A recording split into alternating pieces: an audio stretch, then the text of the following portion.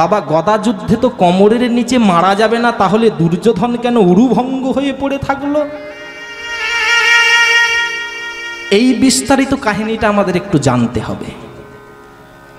কুরুক্ষেত্রের যুদ্ধ প্রথমে মায়ের কাছে অনুমতি চাইতে গেছে কে না দুর্যোধন। মায়ের কাছে গিয়ে বলছে, মা তুমি আমাদের আশীর্বাদ করো, আমরা যেন যুদ্ধে জয়লাভ করি। মাতা উত্তরা দেবী বলছে, বাবা তোমরা যুদ্ধে জয়লাভ করো। এবার ছেলে মানুষের মন তো বাবা মাকে প্রশ্ন করছে, মা গো মা আমার মনে বড় স্বাদ লেগেছে, আসতে একটু মনে বড় স্বাদ লেগেছে, আচ্ছা মা তুমি বলো না আমায় যুদ্ধে কারা জয়লাভ করবে? পাণ্ডব পক্ষ জয়লাভ করবে না কৌরব পক্ষ জয়লাভ করবে? তখন মাতা গান্ধারী বলছে, কি বলছে জানেন?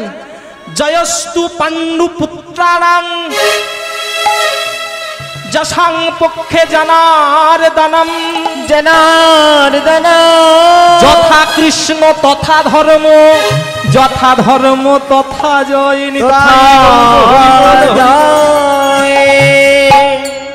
মা আমার তার পুত্রদের বলে দিলেন, জয়স্তু পাণ্ডু পুত্রাণাং যশাং পক্ষে জনার্দন যথা কৃষ্ণ তথা ধর্ম, তথা ধর্ম তথা জয়।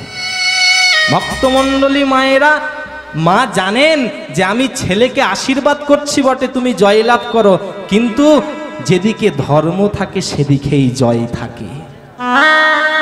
মা জানেন যে আমি যখন এই 100 পুত্রের জননী হয়েছি তখন আমি যে উপায়টা অবলম্বন করেছিলাম সেটা ঠিক হয়নি। আমি অসৎ উপায়ে সন্তানগুলোকে জন্ম দিয়েছি। কেমন না, দুর্বাসা মুনি একাদশী করেছেন, ব্রত করে মাতা কুন্তির কাছে গিয়ে বলছেন, মা মাকে পরীক্ষা করবার জন্য তুমি কেমন ভক্ত, তুমি কেমন একনিষ্ঠ ভক্ত আমি পরীক্ষা করব। তার জন্য কি করলেন? মাতা কুন্তির কাছে গিয়ে বলছে, মা গো আমি আজ দ্বাদশীর পারণটা তোমার বাড়িতে করতে চাই, তবে হ্যাঁ আমি তোমার বাড়িতে প্রসাদ পেয়ে তখনই পারণটা করব, আমি যতগুলো রন্ধন করব ততগুলো নতুন পাত্র তোমায় দিতে হবে। কুন্তিমা মনে মনে ভাবলেন, কি অতিথি রূপে নারায়ণ, আমি যদি ফিরিয়ে দিই আমার কুলের অপমান হবে, আমার কুলের অপমান হবে, তাই আমি কুলের অপমান হতে দেব না। মুনিবর আমি আপনার শর্তে রাজি, আপনি রন্ধন করুন। মুনিবর কি করলেন? এক এক করে বাবা 36টা ব্যঞ্জন করে ফেলেছে। এইবার রন্ধন হচ্ছে কি পরমান্ন, পরমান্ন রন্ধন করেছেন। মাকে বলছে, মা কই দেন আপনার নতুন পাত্র আমায় দেন, আমি পরমান্ন রাখবো। কুন্তি মা কি করলেন জানেন? বাবা মনে মনে ভাবছে আর তো নতুন পাত্র নেই, তবে আমি মুনিবরকে কোন পাত্র দেব? তখন মুনিবরকে বলছে, বাবা আর তো নতুন পাত্র নয়, তাহলে তো আর কোথায় রাখবেন, জায়গা তো পাচ্ছি না। মুনিবর বলছে, মা শোনো, তুমি যেহেতু নতুন পাত্র দিতে পারবে না, আমি তোমার বাড়িতে প্রসাদ পাবো না। আমি তোমাকে প্রথমেই বলেছিলাম তোমাকে নতুন পাত্র দিতে হবে প্রত্যেকটা ব্যঞ্জন রাখার জন্য। তখন মা মনে মনে ভাবছে, আমার বাড়িতে থেকে যদি অতিথি মুনি চলে যায়, অতিথি রূপে নারায়ণ, আর স্বয়ং ভগবান যদি আমার বাড়িতে আসেন, তিনি অভুক্ত অবস্থায় আমার বাড়ি থেকে চলে গেলেন, তাই আমি এমন অভাগিনী, আমি এমন কাঙালিনী, আমি ভগবানের সেবা দিতে পারলাম না। মনে মনে ভাবছে, এই জাগতিক জগতের পাত্র নেই তো কি হয়েছে, ভগবান যে আমার দেহরূপী পাত্র দিয়েছে, এই পাত্রটাই আমি মুনির চরণে সমর্পণ করে দেব। মুনিবার দাঁড়ান। ফিরে দেখলেন দুর্বাসা মুনি। বলছে, মুনিবর আমার কাছে জাগতিক জগতের পাত্র নেই তো কি হয়েছে, ভগবান তো আমায় এত সুন্দর দেহ পাত্র দিয়েছে, আপনি আপনার ওই গরম পরমান্ন আমার বক্ষ মাঝে ঢেলে দিন। চমকে গেলেন মুনিবরে, কি কেমন বড় ভক্ত দেখো, অতিথি সেবা করবার জন্য নিজের দেহটাকেও সমর্পণ করে দিল। মুনিবর বলছে, মা তুমি পরীক্ষায় পাশ করেছো, আমি এতক্ষণ তোমায় পরীক্ষা করছিলাম তুমি অতিথি সেবার জন্য কি করতে পারো। আমি তোমার বাড়িতে প্রসাদ গ্রহণ করব। প্রসাদ গ্রহণ করলেন, বলছে মা আমি তোমার সেবায় সন্তুষ্ট, যাও আমি তোমায় বর দেব, তুমি স্নান করে এসো। এদিকে মাতা কুন্তী বাবা স্নান করতে গেছেন আর দুর্বাসা মুনি ধ্যান করছেন। সেই ফাঁকে গান্ধারী কি করলো, গিয়ে বসেছে। বলছে মুনিবর আপনি আমায় আশীর্বাদ দিন, বর দিন। মুনিবর তো চোখ বুজে ধ্যান করছিল, মাথায় দিয়ে বলে দিল কি না, শতপুত্র জননী ভব। যেই আশীর্বাদ দিয়ে দিয়েছে ভক্তমণ্ডলী মায়েরা ওই আশীর্বাদ চুরি করে নিয়ে চলে গেল গান্ধারী। এইবার যার বর পাওয়ার কথা তিনি স্নান করে আসছেন, মুনিবর তো ধ্যানে মগ্ন, এসে বলছে বাবা আপনি আমায় বর দেন। চমকে গেলেন মুনিবর, কি আমি তো এক্ষুনি তোমায় বর দিলাম। বাবা আমি তো এই স্নান করে আসলাম, আমি তো আপনার কাছ থেকে বর নিয়ে যাইনি, তবে কে এসেছিল? তখন ধ্যান যোগে বুঝতে পারলেন গান্ধারী বরটাকে চুরি করে নিয়ে গেছে। শোনো মা, আমি তোমায় 100 পুত্র দিতে পারবো না ঠিক, তবে আমি তোমাকে 5টা পুত্র দেবো, ওতেই যথেষ্ট। 100 পুত্রকে নিধন করবো ওই 5টা পুত্র। তখন মায়ের মাথায় হাত রেখে মুনিবর বললেন তুমি পঞ্চপুত্রের জননী হও। সেই 5টা পুত্র কে কে? যুধিষ্ঠির, ভীম, নকুল, সহদেব আর অর্জুন, এই 5 পুত্র। আর এদিকে গান্ধারী মায়ের শতপুত্রের মধ্যে 99টা পুত্র কুরুক্ষেত্রের যুদ্ধে মারা গেছে। বেঁচে আছে একজন দুর্যোধন। তিনি 17 দিনের দিনে রাত্রেবেলা মায়ের কাছে গিয়ে বলছে মা তুমি আমায় আশীর্বাদ করো, আমি একা বেঁচে আছি তো কি হয়েছে, আমি একাই যেন ওই পঞ্চপাণ্ডবকে কুরুক্ষেত্রে মারতে পারি।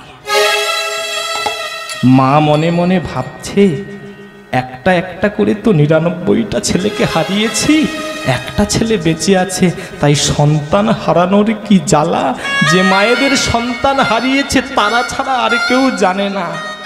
মা মনে মনে ভাবলেন বশিষ্ঠ মুনি তো আমায় আশীর্বাদ দিয়েছেন যে 12 বৎসর পূর্ণ হলে আমি যার দিকে তাকাবো প্রথমে তার শরীরটা লোহা হয়ে যাবে। তাই 12 বৎসর পূর্ণ হয়েছে, যাও বাবা তুমি স্নান করে এসো, আমি তোমায় আশীর্বাদ দিচ্ছি, আমি এমন আশীর্বাদ দেব তোমাকে কেউ হারাতে পারবে না। তবে হ্যাঁ তুমি স্নান করে আসবি বটে, তোমাকে কিন্তু কোনো জামা কাপড় পরা যাবে না, উলঙ্গ অবস্থায় তুমি আমার কাছে এসে দাঁড়াবে। বেশ মা, মায়ের কাছ থেকে আশীর্বাদ পাবার জন্য দুর্যোধন কি করলো, স্নান করে আসছে। এইবার যেই স্নান করে গুটি গুটি সরে আসছে, ভগবান তো চতুরের চূড়ামণি, তিনি সব জানেন। এইবার সামনে দাঁড়িয়ে বলছে এই যে বাবা দুর্যোধন, হ্যাঁ তোমায় দেখে কি মনে হচ্ছে জানো, এত বড় রাজার ছেলে, বলি কাপড় টাপড় জোটে না নাকি, এ কি অবস্থায় তুমি বাজারে বেরিয়েছো? তখন দুর্যোধন বলছে দেখো কৃষ্ণ, আমার মা কিন্তু আমায় এই অবস্থায় যেতে বলেছে, আমি কিন্তু এই অবস্থাতেই মায়ের কাছে যাব, মা আমাকে একটা আশীর্বাদ করবে। ভগবান তো সবই জানে বলে তুমি কার কাছে ডায়লগ মারছো? হ্যাঁ আমি সব জানি। তখন ভগবান বলছে ছি ছি ছি ছি ছি, তোমার লজ্জা পায় না? আবার দেখছি তুমি তোমার মায়ের কক্ষের দিকে যাচ্ছ। আরে দুর্যোধন, তোমার মা এতদিন কাপড় বেঁধেছিল, তুমি যখন ছোট ছিলে উলঙ্গ অবস্থায় তোমার মা তোমায় নেড়েছে ঘেঁটেছে সব করেছে, কিন্তু এখন তো তুমি যৌবনে পদার্পণ করছো, এই যৌবন রূপী শরীর নিয়ে তুমি তোমার মায়ের কাছে দাঁড়াবে কি করে? লজ্জা পাই না তোমার? হ্যাঁ তোমার মা কি করে জানবে তুমি ছোট আছো না বড় আছো? যাও কলা পাতা পরে এসো, সমাজের লোক বলবে কি তুমি এই অবস্থায় গিয়ে দাঁড়ালে? তখন দুর্যোধন তো বাবা মনে মনে ভাবছে এ নন্দের বেটা কেষ্টা নষ্ট করেছে দেশটা, এ খারাপ কথা বলেনি। হ্যাঁ হরি বল হরি বল।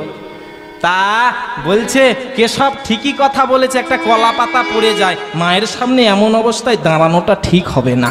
এ কলা পাতা পরে নিয়েছে, ঢেকে নিয়ে এবার মায়ের কাছে গিয়ে বলছে মাতাশ্রী আমি এসেছি তোমার কাছে, আশীর্বাদ দাও। মা বলছে বাবা এখনো তো কাপড় খুলিনি, তুই কোথায় দাঁড়িয়ে আছিস আমি দেখতে পাচ্ছি না, আমার চোখের সামনে এসে দাঁড়া।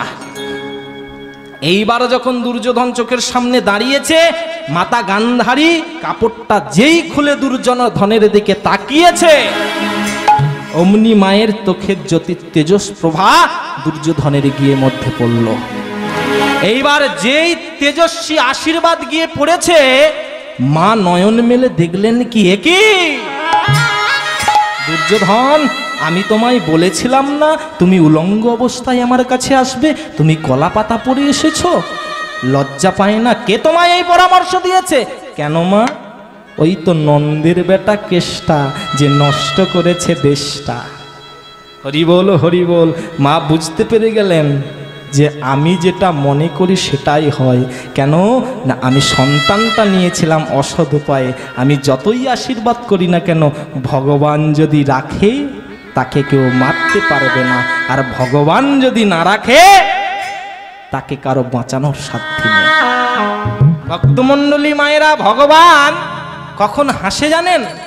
যখন আমরা ভাইয়ে ভাইয়ে ঝগড়া করি, বলি এই এই শোন, আমি তোর ছোট ভাই বলে কি সব সময় আমাকে খারাপ জায়গাগুলো দিবি?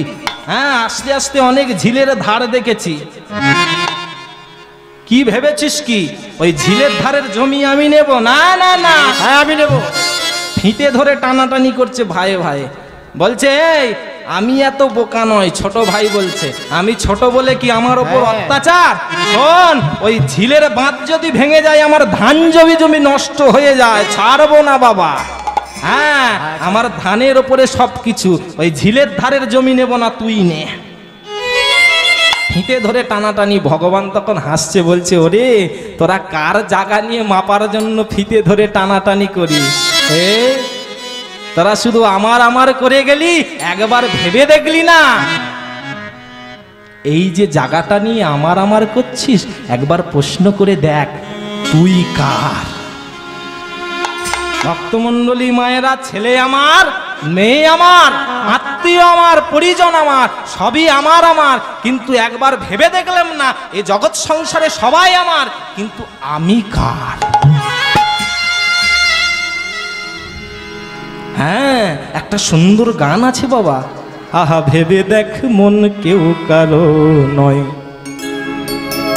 মিছে ভূমণ্ডলে,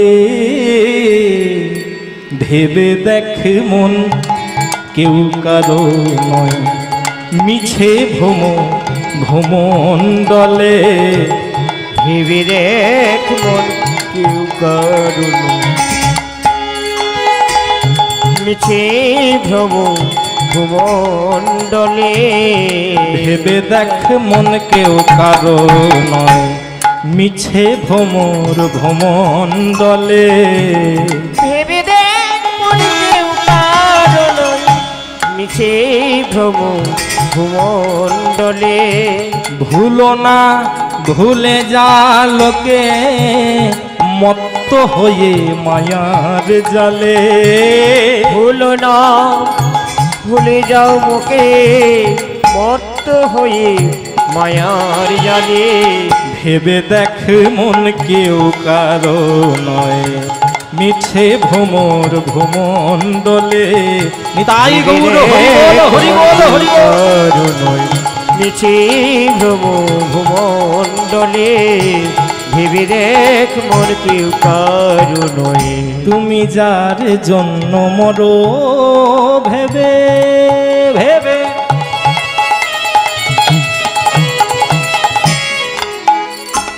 ওগো সে কি তোমার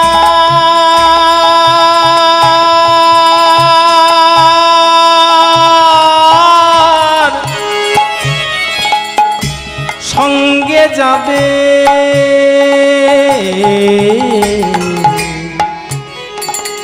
হ্যাঁ ভক্তমণ্ডলী মায়েরা, ছেলে আমার, পুত্র আমার, স্বামী আমার, শাশুড়ি আমার, মনে রাখবেন যেই দিন আপনি এ জগৎ ছেড়ে চলে যাবেন, আমিত্বটা চলে যাবে, সেই দিন কিন্তু কেউ আপন নয়।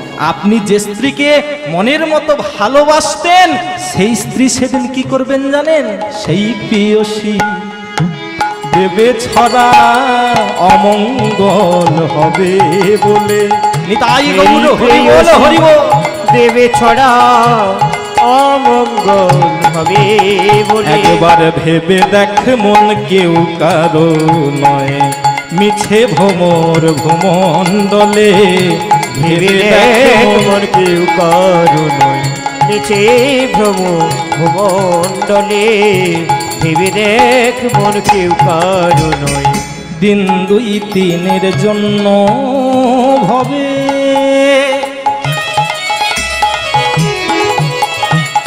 তোমায় কর্তা বলে সবাই মানে।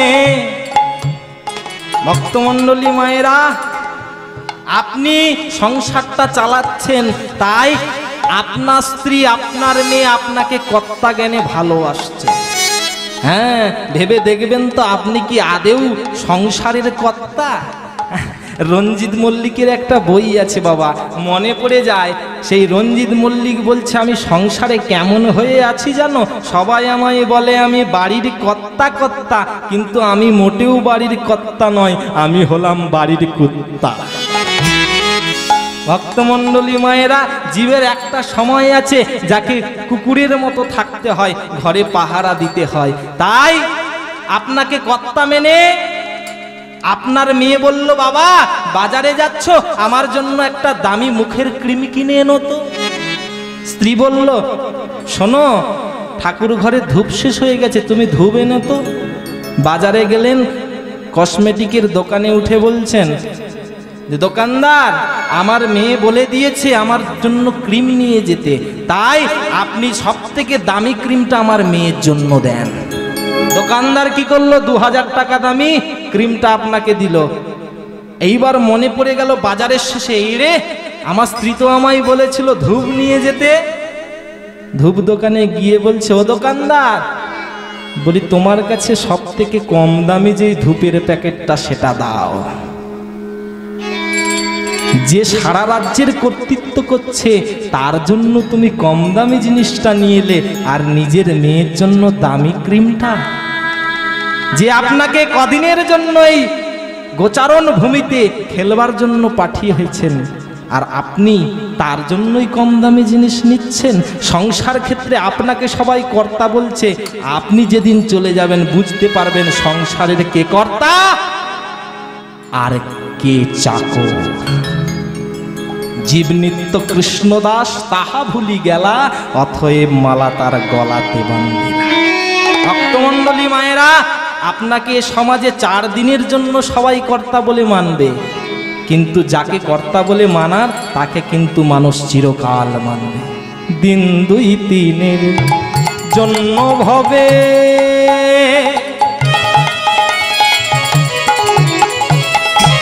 কর্তা বলে সবাই মানে। দিন 2-3 জন্য ভবে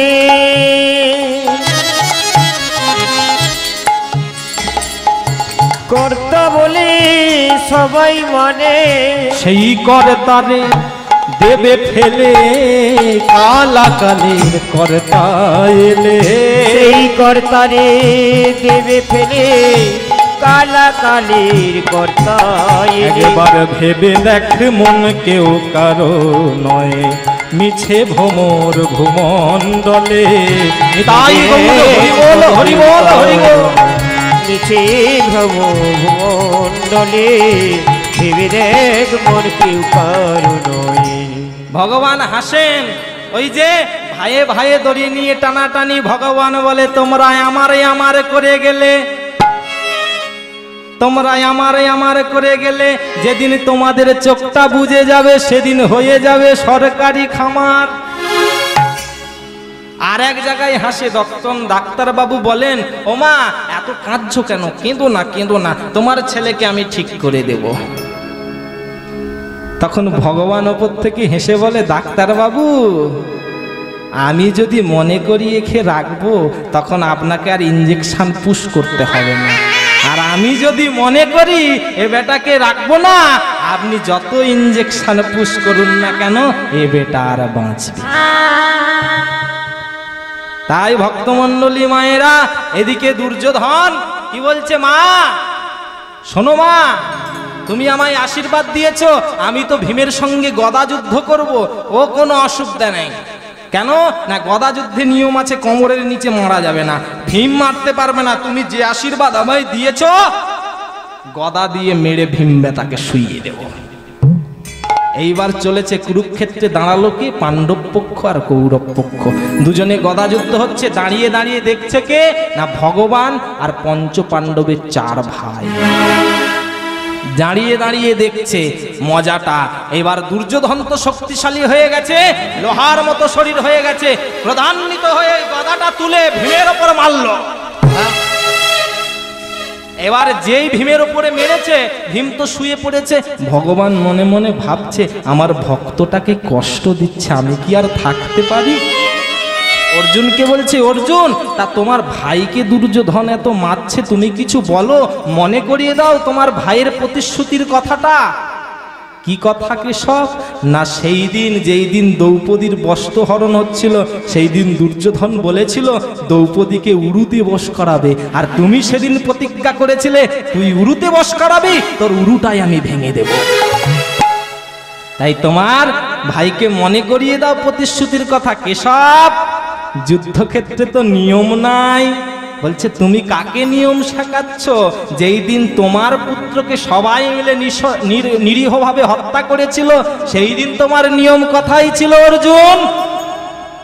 অর্জুন চুপ করে গেলেন। কিন্তু ভক্ত সামনে মার খেলে তো ভগবান ঠিক থাকতে পারেন না। যখন ভীমকে বারবার মারছে, ভীম ভগবানের দিকে যেই না তাকিয়েছে, দেখুন বাবা, ভগবান বোঝাতে চাচ্ছে কি জানেন? বলছে, মায়ার জীব, তোমরা যতক্ষণ ওই মায়ার দিকে চোখ মেলে থাকবে, ততক্ষণ আমার কৃপা পাবে না। মায়াটাকে কাটিয়ে যখন আমাকে পাওয়ার জন্য গোবিন্দ চরণে তাকাবে, সেই দিন আমি তোমায় উদ্ধার করতে যাব। তাই গৌর হরি বল, হরি বল, হরি বল। যেই না ভীম অসহায় হয়ে ভগবানের দিকে তাকালো, ভগবান বলছে, ভীম ভাই ইধার দেখো।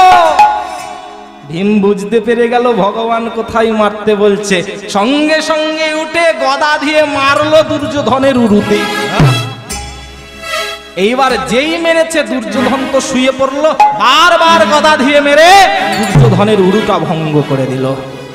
সেই ভাঙা হাড়ির যন্ত্রণায় আর ছটপট করছে কুরুক্ষেত্রের মাটিতে দুর্যোধন।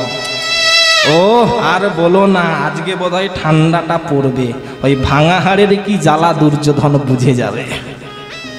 হ্যাঁ ভক্তমণ্ডলী মায়েরা, মানুষের হাড় ভাঙলে, যন্ত্রণা হলে ডাক্তার দেখিয়ে সারানো যায়, তাই তো?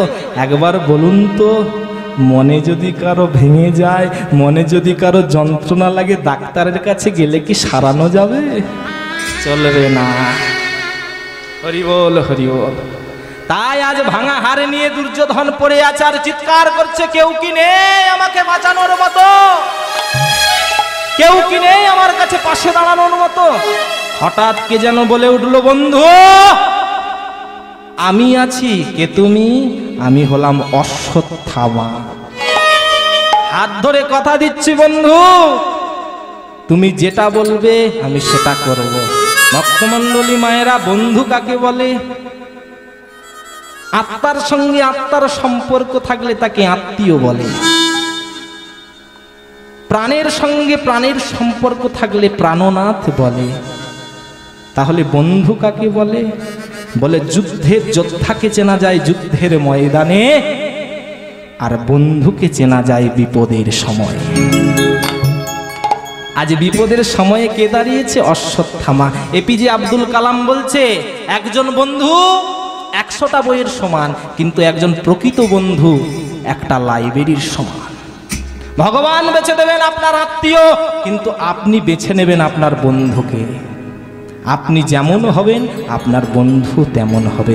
সঙ্গদোষ এমন একটা জিনিস, আপনি যদি কুসঙ্গ করেন তাহলে কি হবে না, আপনার নরক প্রাপ্তি হবে।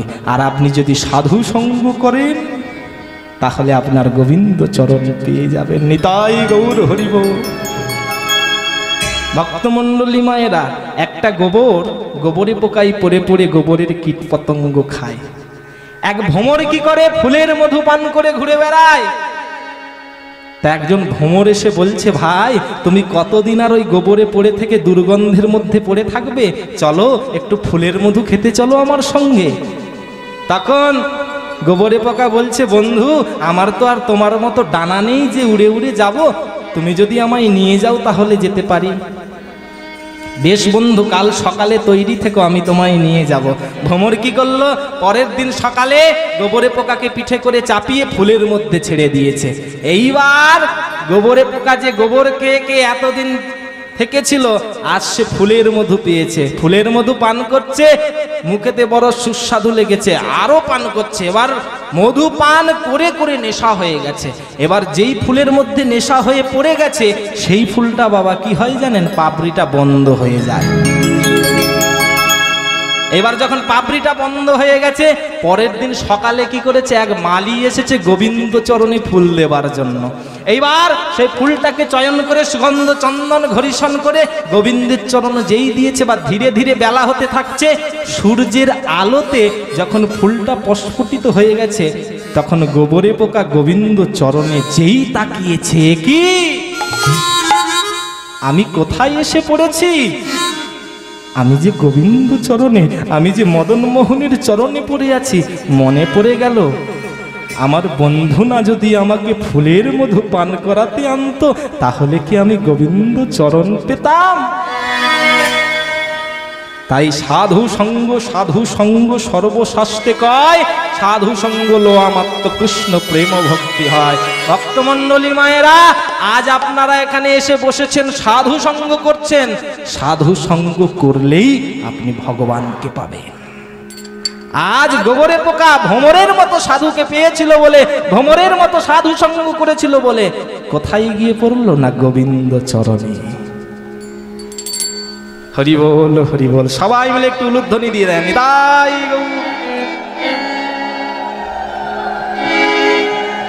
আজ কি করছে, রাধে রাধে, আনন্দ আনন্দ মহানন্দ, বলো হরে কৃষ্ণ হরে কৃষ্ণ হরে কৃষ্ণ হরে কৃষ্ণ কৃষ্ণ কৃষ্ণ হরে হরে হরে হরে হরে রাম রাম রাম হরে হরে। আজ দুর্যোধনের যে হাত ধরেছে যে বন্ধু অশ্বত্থামা, বলছে বন্ধু বলো কি চাও। বন্ধু বলছে, দুর্যোধন বলছে, পারবে বন্ধু ওই পঞ্চপাণ্ডবের মাথা কেটে আমায় দিতে? হাত ধরে কথা দিচ্ছি, আজ রাত্রেই তোমাকে পঞ্চপাণ্ডবের মাথা কেটে এনে দেব। এই বললে হরষে বিষাদে গর্ভে পরিপূর্ণ হয়ে অশ্বত্থামা চলেছে কোথায় না, পঞ্চপাণ্ডবের মাথা কাটতে। কেমন ভাবে গো, আজ মহাক্রোধে অশ্বত্থামা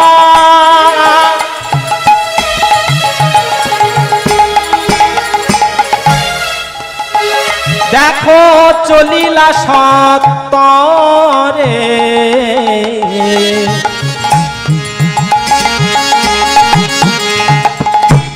মহাক্রোধে অশ্বত্থামা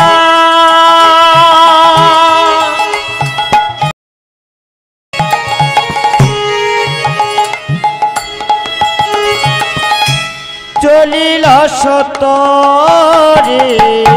দ্রৌপদীর পঞ্চ পুত্র ছিল সেই ঘরে, দ্রৌপদীর পঞ্চ পুত্র ছিল সেই ঘরে। কোথায় গিয়ে উঠলো না, পঞ্চপাণ্ডবকে মারবে বলে গেল, কিন্তু যেই ঘরটাই ঢুকলো সেই ঘরটায় শুয়েছিল পঞ্চপাণ্ডবের ঔরসজাত 5টা সন্তান। হ্যাঁ, যুধিষ্ঠিরের ঔরসে প্রতিবিন্দ, ভীমের ঔরসে সুতোসেন, অর্জুনের ঔরসে শতানিক, আর সহদেবের ঔরসে সুতোসোম, আর নকুলের ঔরসে সুতোষমা।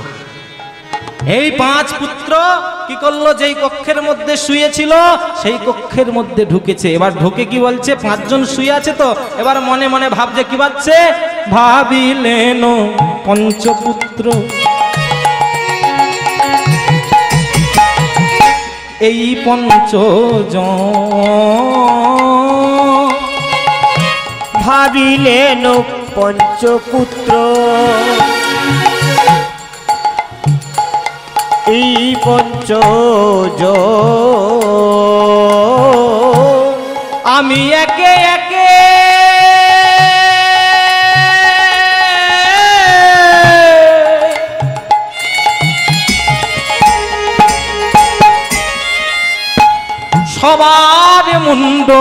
কাটিব এখন নিতাই গৌর হরি বল, হরি বল। একে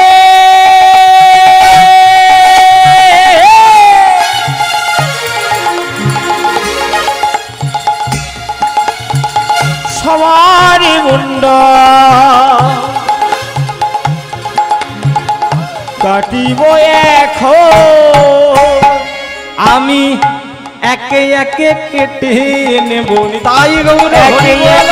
একে কেটে নেব, আমি একে একে কেটে নেব, আমি একে একে কেটে নেব, দুর্যোধনের আশা পুরাইব একে একে কেটে নেব, দুর্যোধনের আশা পুরাইব একে একে কেটে নেব, আমার প্রতিজ্ঞা পুরাইব একে একে কেটে নেব, আমার প্রতিজ্ঞা পুরাইব আর পঞ্চপুত্র রাখিব না হে রাই গৌর হরি বল, হরি বল। পঞ্চপুত্র রাখিব প্রতিজ্ঞায় আমি পুরাইব একে একে কেটে নেব।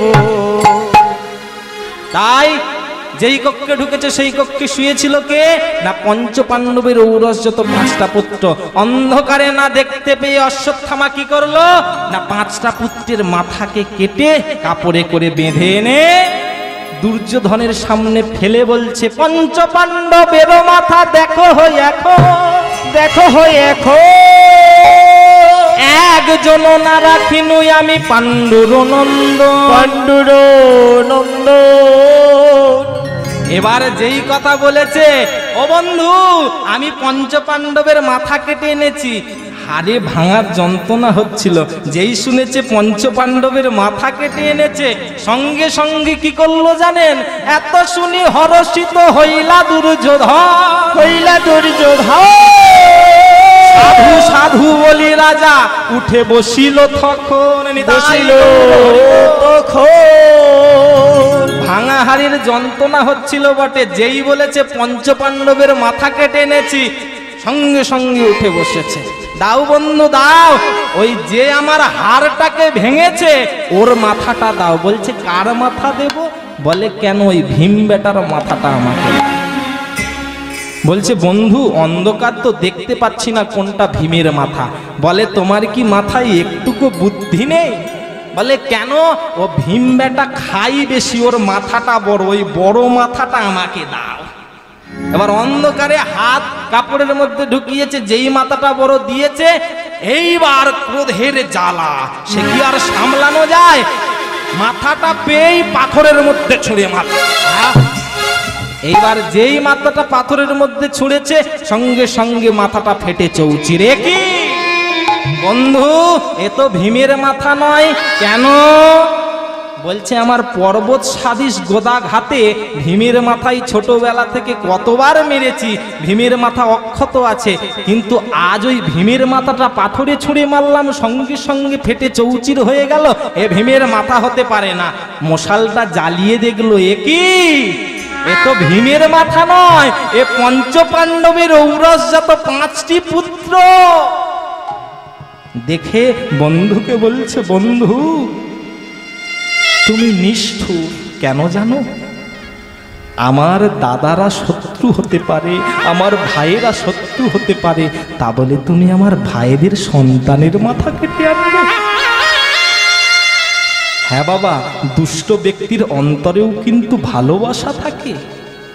ভাইদের প্রতি আমার ক্ষোভ ছিল বলে তুমি ভাইয়ের ছেলেদের মাথা কেটে এনেছো, ঠিক করনি। তুমি পাণ্ডব বংশের বাতি দেবার মতো কাউকে রাখলে না অশ্বত্থামা। এমন ভাবে হরষে বিষাদে দুর্যোধন প্রাপ্তি হয়ে গেল। এইবার অশ্বত্থামা মনে মনে ভাবছে, পঞ্চপাণ্ডব এখনো মরেনি, ওরা বেঁচে আছে, ওদেরকে মারতে হবে। তবে হ্যাঁ, পঞ্চপাণ্ডবের বাতি দেবার মতো এখনো একটা প্রদীপ টিম টিম করে জ্বলছে। কে গো? না মাতা উত্তরা দেবীর গর্ভে পরীক্ষিত মহারাজ। রাধে রাধে। পরীক্ষিত মহারাজ এখনো গর্ভে আছেন। বলছে ওই প্রদীপটাকেও নিভিয়ে দিতে হবে। তার জন্য কি করলেন না বাণ নিক্ষেপ করলেন। কি বাণ? ব্রহ্মশির নামক বাণ নিক্ষেপ।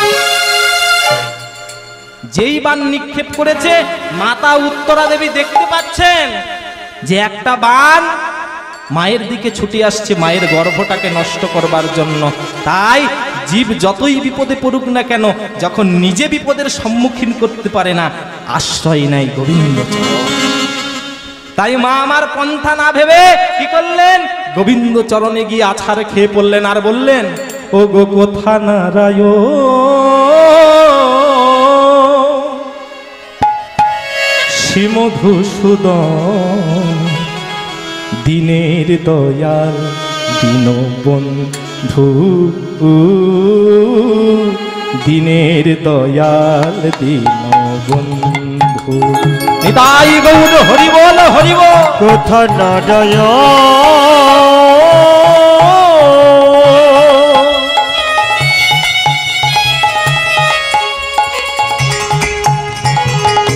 শ্রীমধুসূদন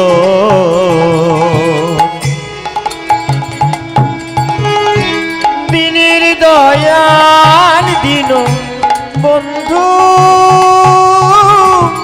দিনের দয়াল দীন বন্ধু।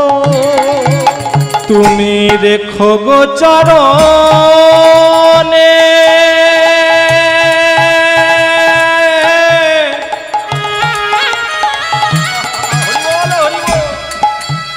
ও হে দয়াময়,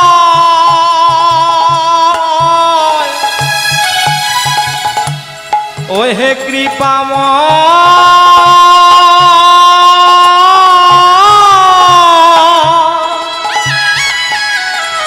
ও হে দয়াময় কৃপাময়,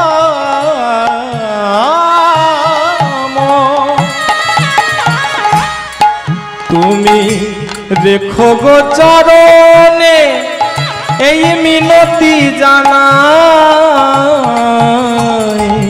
রেখো গো চরণে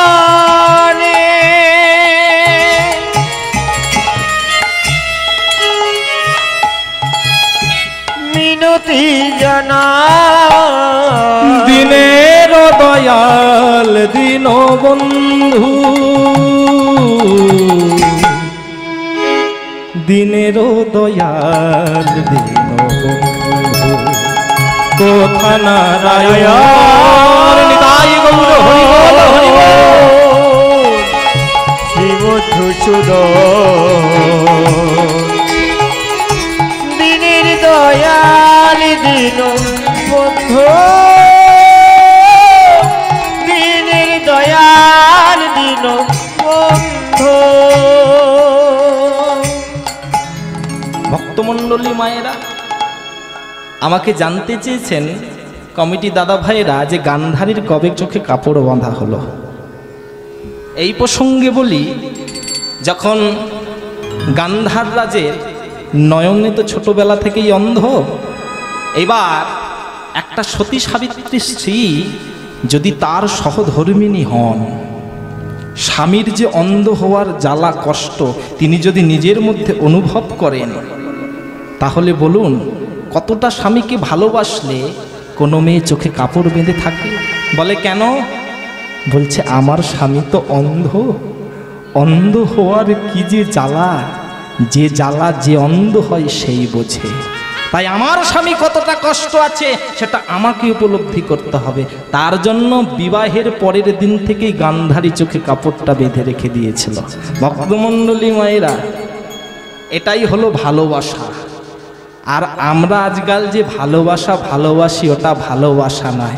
একটু মনে পড়ে যায়, হ্যাঁ, ভালোবাসা, এখনকার ভালোবাসাটা কেমন জানেন? তা একটা মেয়ে আর একটা ছেলে, তারা দুজনে দুজনকে ভালোবাসে।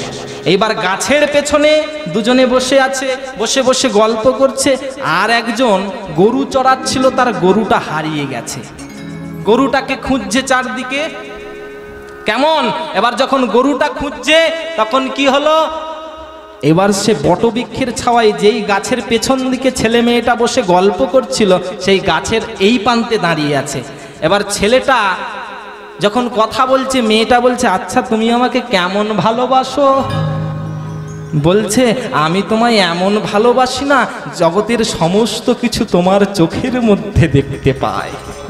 এবার যেই এই কথা শুনেছে, ওই যে গরু খুঁজছিল আর কি, যেই শুনেছে যে তোমার চোখের মধ্যে আমি তোমায় এত ভালোবাসি, সবকিছু দেখতে পাই, সে এসে বলছে বাবা, বলছি আমার গরুটা কোন দিকে গেছে একটু দেখে বলতে পারো? নিতাই গৌর হরি বল হরি। হ্যাঁ, এখনকার ভালোবাসা হলো গরু খোঁজা ভালোবাসা। ভক্তমণ্ডলী মায়েরা, তাই এদিকে মা উত্তরা দেবী ভগবানের চরণে পড়ে বলছে, ভগবান তুমি আমার সন্তানকে রক্ষা করো। কেন না, যদি তুমি আমার সন্তানকে রক্ষা করো, কুলের লোক, সমাজের লোক কি বলবে জানো? ভগবান যে পক্ষে ছিল সে পক্ষে বাতি দেবার মতো কেউ নেই। প্রভু আমার অপমান হবে না, হবে তোমার অপমান, আর আমি ভক্ত হয়ে তোমার অপমান সইতে পারবো না। তাই তুমি আমার সন্তানকে রক্ষা করো। ভগবান আর ভক্তের ডাক শুনে থাকতে পারলেন না, কি করলেন? উত্তরা দেবীর গর্ভে প্রবেশ করলেন। বানটা যখন এগিয়ে আসছে, ভগবান আমার কি করলেন?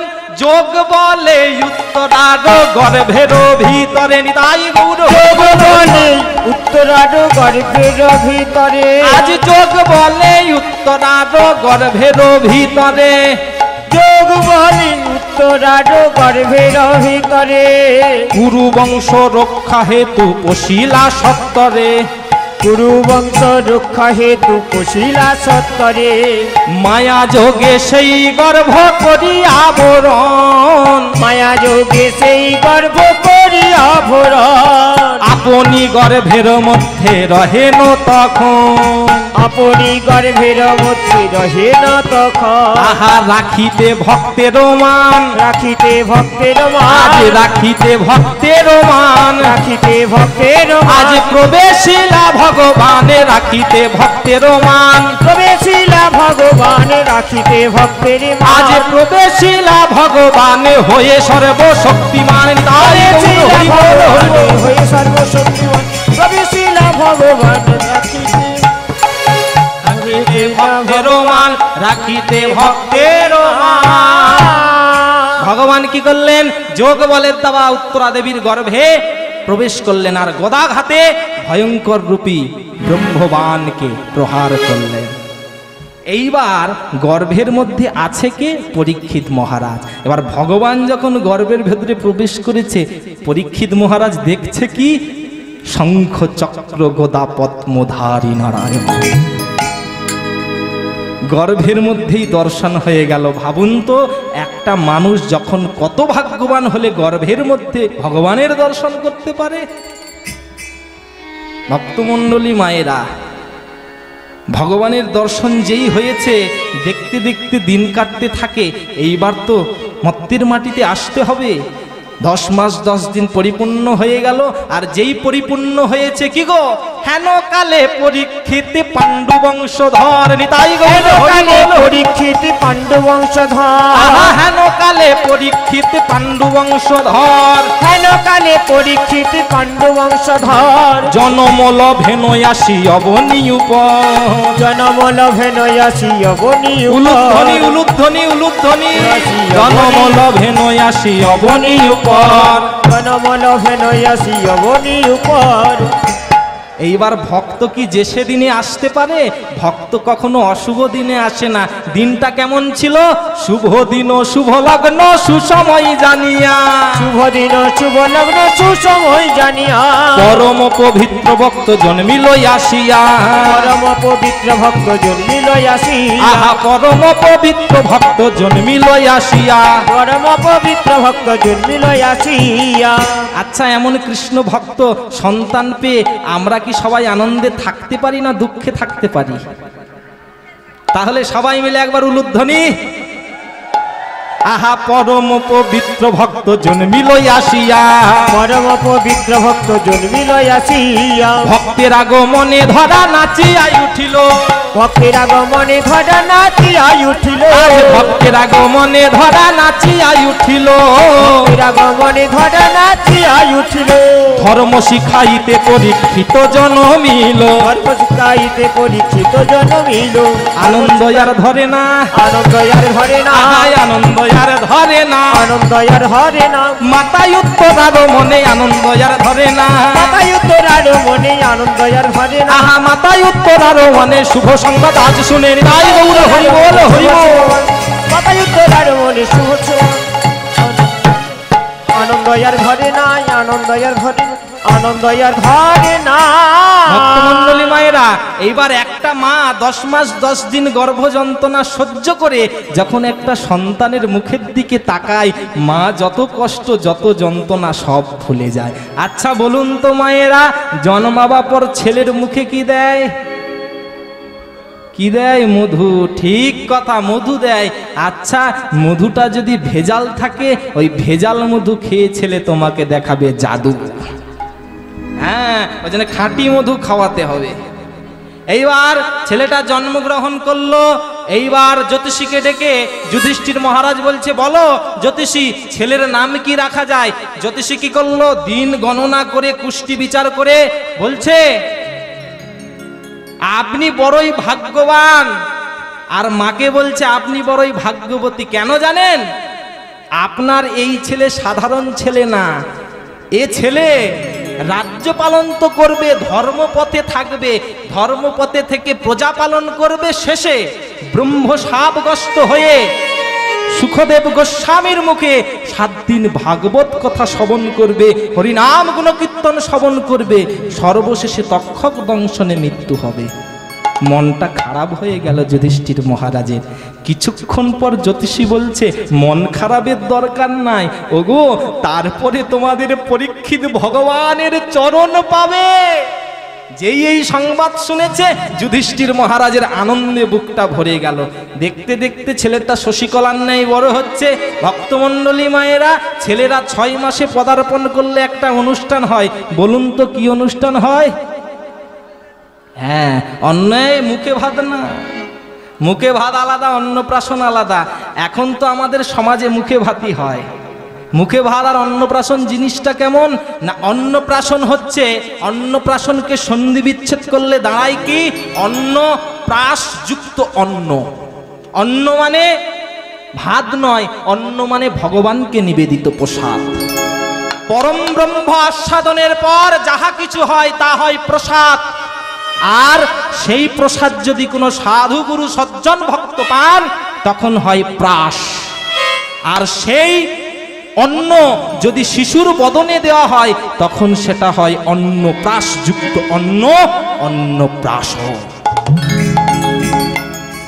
এমনভাবেই কিন্তু সমাজে অন্নপ্রাশনের নিয়ম আছে। কিন্তু আমরা করি কি না, আমরা যেটা করি সেটা হয় মুখে ভাত।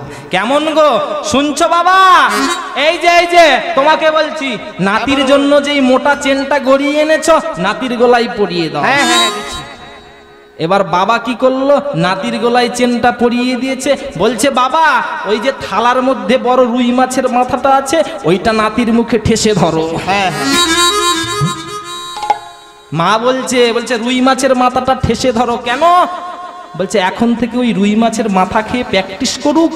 এখন মাছের মাথা খাচ্ছে, পরে আমার বাবা মার মাথা খাবে, তারপরে সারা সমাজের মাথা খাবে। ভক্তমণ্ডলী মায়েরা, তাই ছেলেকে সুশিক্ষা দিতে হবে ছোটবেলা থেকেই। কেন? ছোট থেকেই ছেলে যদি হরিপথে মতি থাকে তবেই কিন্তু বড় হয়ে এসে ভগবানের ভজন সাধন করবে আর সমাজকে সুশিক্ষা দেবে। তুলবি যদি ছানা মাখন, সকাল সকাল তোল, আর কচি বয়সে সাধন ভজন, বৃদ্ধ হলে ভজনে হবে গন্ডগোল। হ্যাঁ, ছেলেকে ছোটবেলা থেকে করতে হবে। আমি এক জায়গায় কীর্তনে গিয়েছিলাম বাবা, বাড়িতে মা এত ছেলে মেয়েদের হরিপদে রাখার জন্য এত নিয়ম শৃঙ্খলা আমি দেখি নাই। এত জায়গায় কীর্তন করতে গেছি, দেখি নাই। বাড়িতে কে লেখানো আছে জানেন? কাউকে বেশি প্রশ্রয় দিলে মাথায় উঠে বসে। গীতার সারাংশ কিছু কথা লিখে রেখে দিয়েছে। যা হচ্ছে ভালোই হচ্ছে, যা হবে ভালোই হবে। তুমি কার জন্য চিন্তা করছো ভেবে দেখো তুমি কার। ভক্তমণ্ডলী মায়েরা, সেই মাকে আমি প্রশ্ন করলাম, আপনি এমন লিখে রেখেছেন কেন?